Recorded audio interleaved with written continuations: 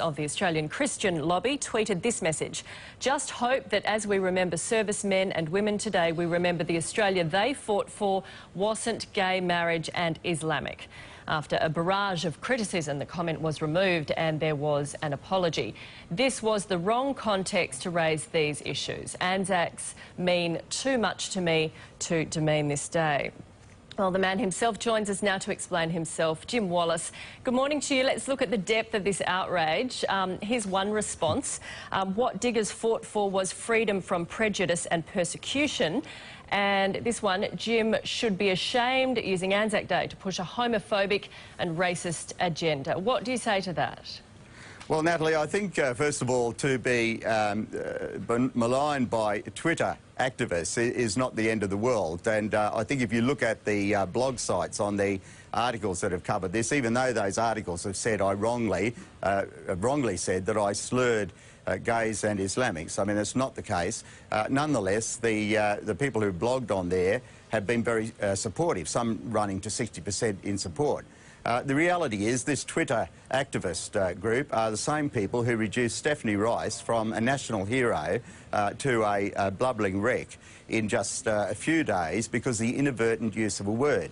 And this is what has happened here. I was sitting with my father on Anzac Day, who is a veteran of Tobruk and Milne Bay, frontline soldier in both those campaigns, and he said, well, I find it very difficult to relate to the Australia that I fought for. Now, he wasn't referring there to the fact that we now have planes instead of steam trains. He was referring there to the values. And in mentioning gay marriage and the Islamic issue, I'm there talking about two issues which are extant. Gay marriage pushed up there by the Greens this year, which will change a foundational relationship, the foundational relationship in our culture and therefore the nature of the country.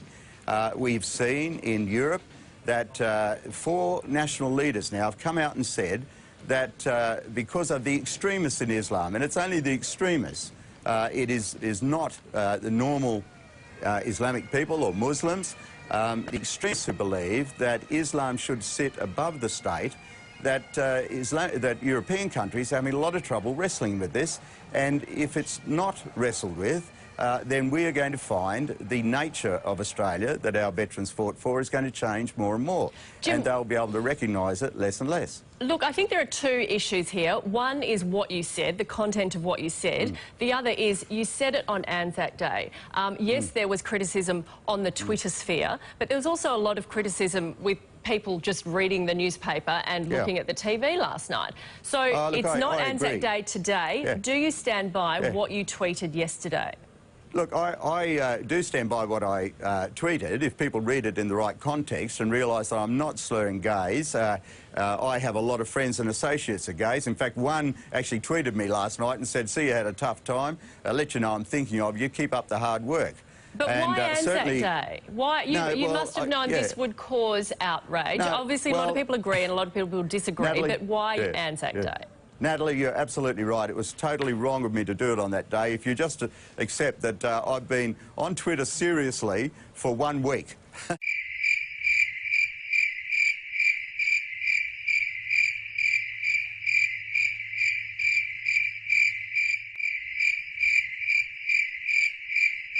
And I obviously underestimated it. I underestimated the vitriol. I mean, when I look at the vitriol, the obscene language of the comments on that Twitter, then I've got to say that I think that people are responding to the wrong part of society and allowing our media comment to be diverted off on a tangent which is representative of very minor views and by people who are manipulating the media through this Twitter.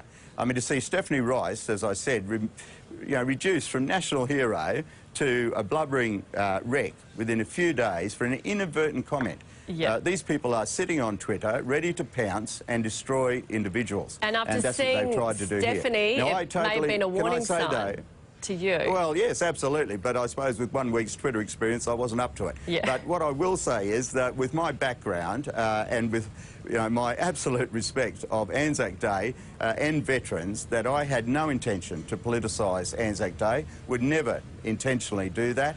And if the Twitter brigade hadn't got out there and done that, this wouldn't have happened.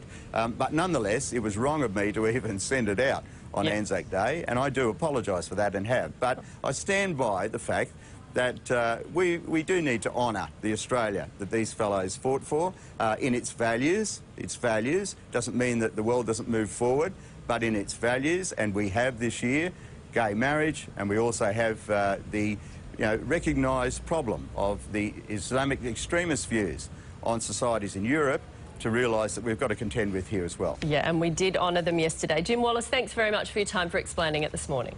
Thank you very much, Natalie.